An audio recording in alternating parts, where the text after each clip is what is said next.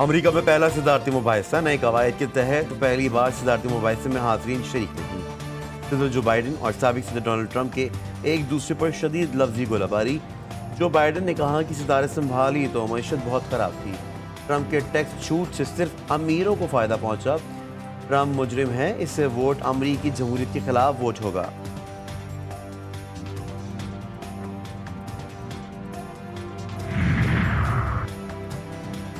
Donald Trump نے Biden کو امریکی تاریخ کا بدترین صدر قرار دے دیا۔ بولے بائیڈن نے امریکہ کو تیسری دنیا کا ملک بنا دیا۔ جو بائیڈن نے سرحدیں کھول کر امریکہ کو غیر محفوظ کر دیا۔ امریکہ آنے والے ہزاروں تارکین وطن سے سوشل سیکیورٹی کا نظام برباد ہو جائے گا۔ جس طرح بائیڈن نے افغانستان سے انخلا کیا وہ امریکی تاریخ کا شرمندہ ترین واقعہ تھا۔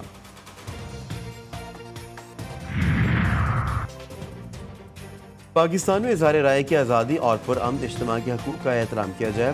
امریکی محکمہ خارجہ کے ترجمان میتھیو ملر کی بریفنگ۔ 8 فروری کے انتخابات سے متعلق ایوان نمائندگان کی قرارداد پر تبصرے سے گریز۔ بولے حکومت پاکستان آئینی اور بین الاقوامی ذمہ داریاں پوری کرے۔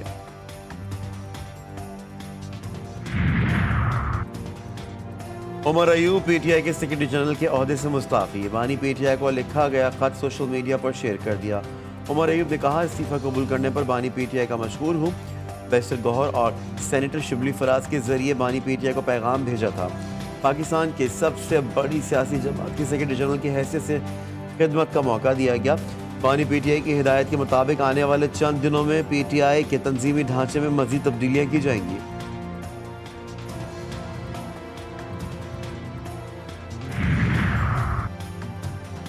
عمر ایوب کا استعفیٰ اپوزیشن لیڈر کے عہدے کی مصروفیات یا پارٹی کے اندرونی اختلافات۔ ذرائع پی ٹی آئی کے مطابق عمر ایوب کو پارٹی کے سینئر رہنماؤں کی جانب سے مخالفت کا سامنا تھا۔ تحریک انصاف میں 3 سے 4 دھڑے متحرک۔ مولانا فضل الرحمان نے بھی پی ٹی آئی کو اپنا ہاؤس ان آرڈر کرنے کا مشورہ دے دیا تھا۔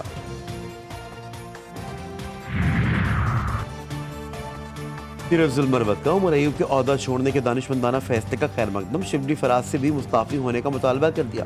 کہتے ہیں شبلی فراز کے استعفے سے ہی پارٹی قبضہ مافیا کے چنگل سے آزاد ہوگی۔ اہم عہدوں پر فائز چند دیگر افراد کو بھی عمر ایوب کی پیروی کرنی چاہیے۔ ہم عوام کو ایک عظیم تحریک کے لیے متحرک کرنے میں ناکام رہے۔ دوران عدت نکاح کیس میں بانی پی ٹی آئی اور بشرا بی بی کی سزا برقرار، سزا معطل کرنے کی درخواست مسترد۔ اسلام آباد کی عدالت نے محفوظ فیصلہ سنا دیا۔ جج افضل مجوکا نے تفصیلی فیصلے میں کہا کہ بشرا بی بی کا خاتون ہونا سزا معطلی اور ضمانت پر رہائی کا جواز نہیں۔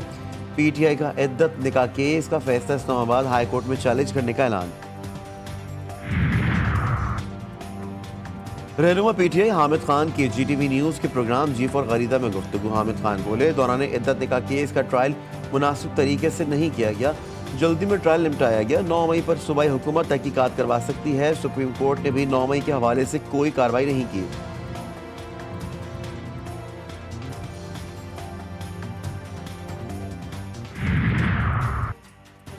قومی اسمبلی میں آج وفاقی بجٹ اور فائنانس بل کی منظوری دی جائے گی۔ مطالبات زر کی منظوری کا عمل مکمل۔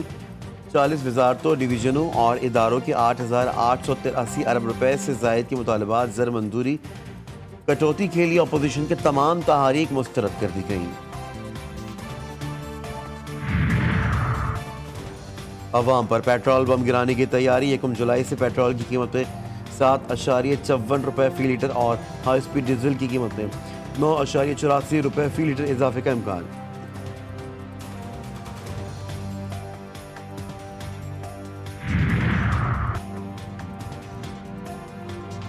پی ایس او، پارکو اور سوئی گیس کمپنیوں کی نجکاری ہوگی یا نہیں؟ پیٹرولیم ڈویژن نے فیصلہ وفاقی حکومت پر چھوڑ دیا۔ اسمبلی کابینہ کمیٹی سرکاری ملکیتی اداروں کو بھجوا دی گئی۔ پی ایس او کی نجکاری پر ایل این جی معاہدے کا کیا ہوگا؟ کیا پارکو کی نجکاری یو اے ای کو اعتماد میں لیے بغیر ممکن ہوگی؟ اسمبلی میں پیچیدگیوں کا بھی ذکر۔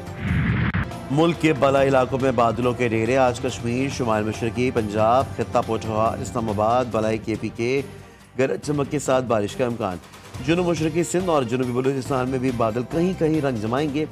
کراچی میں بھی مزید بارش کی پیش گئی۔ شدید گرمی کے بعد گزشتہ روز بارش سے شہریوں کے مرجھائے چہرے کھل اٹھے۔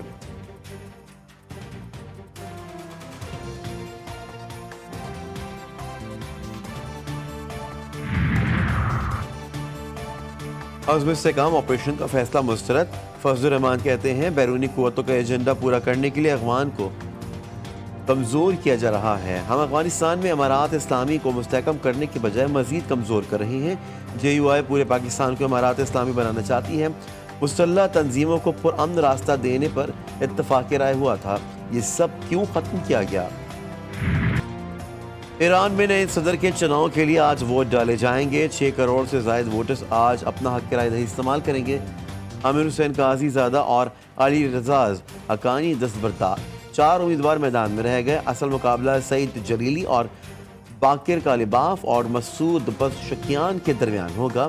अपने नताइज का ऐलान 2 रोज़ में किया जाएगा। अगर कोई भी उम्मीदवार 50% से ज़ायद वोट हासिल ना कर सका तो इंतखाबात का दूसरा मरहला होगा। खैबर पख्तूनख्वा काबीना का बड़ा फैसला। 9 मई वाक़यात की तहकीकात के लिए जुडिशल कमीशन बनाने की मंजूरी दे दी गई। इस्लामाबाद और एबटाबाद में KPK हाउसेस और पेशावर में शाही मेहमान खाने के किरायों में 100% इजाफा।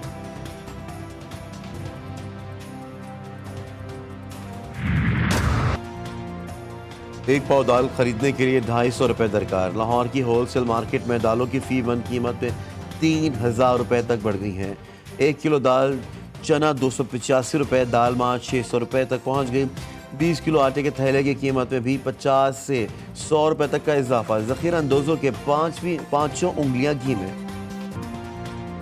कराची में मारूफ बुजुर्ग हज़रत अब्दुल्ला शाह गाज़ी के 1294 उर्स का आगाज़। गवर्नर सिंध कामरान टिसोरी की मज़ार पर हाज़री। 3 रोज़ा उर्स की तकरीबात का आगाज़ किया। मुल्क भर से ज़ायरीन की आमद जारी। कामरान टिसोरी बोले, जिस शहर में समंदर हो और लोग पानी को तरसे, मैं तो कब से कह रहा हूं कि कराची के लोगों पर जो टैक्स लगाए जा रहे हैं वो खत्म किए जाएं।